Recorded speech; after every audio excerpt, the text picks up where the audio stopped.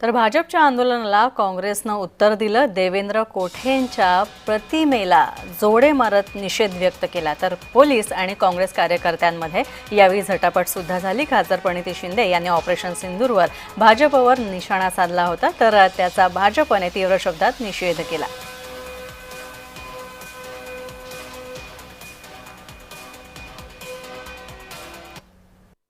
लोकसभेच्या पवित्र सभागृहामध्ये भारतीय राष्ट्रीय सैन्याचा अपमान होईल असं चुकीचं वक्तव्य, सैन्याच्या कामगिरीला तमाशा असं संबोधलं, यासाठी मी प्रथमतः खासदारांचा निषेध करतो।